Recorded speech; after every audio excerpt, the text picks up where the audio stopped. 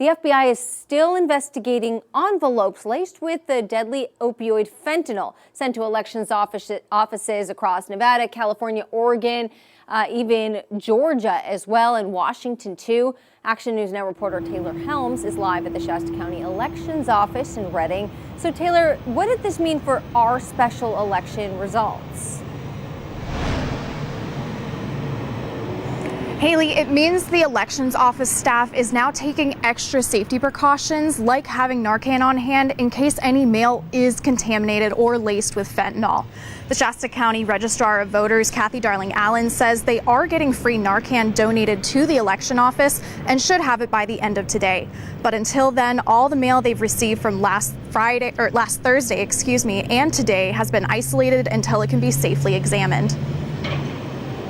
I think there is definitely a feeling of concern generally. And, unfortunately, I think that's the goal, right? To frighten folks and make it harder for us to do our jobs. It's everywhere. And it's my understanding, so easy to get and to obtain. And it's cheap, they say. It's a cheap high. But look at the people that it's killing and kids that it's killing. They get hold of it. That is deadly. Allen says most of the mail that's been laced with fentanyl or suspected of being contaminated has been intercepted at a federal level by the U.S. Postal Service before getting delivered to any elections offices, and it hasn't been detected here in our area.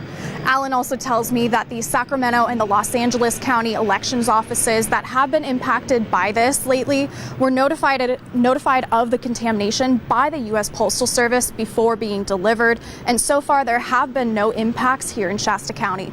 Live in Redding, Taylor Helms, Action News Now, coverage you can count on. Thank you, Taylor. Now, is there any of that mail-accounted ballots that could change or impact when we get the final election results? Allen says most likely not. It was a small-scale election. Then there's less than 20 mail-in ballots that are in that isolated group that needs to be counted and examined, and that they had a little bit more than 25% turnout rate. So it's small, and it most likely won't impact the results. Okay, thanks a lot, Taylor. Now, Allen says that the elections office has been in touch with the Redding Police Department, the FBI, and the U.S. Postal Service for support and for resources.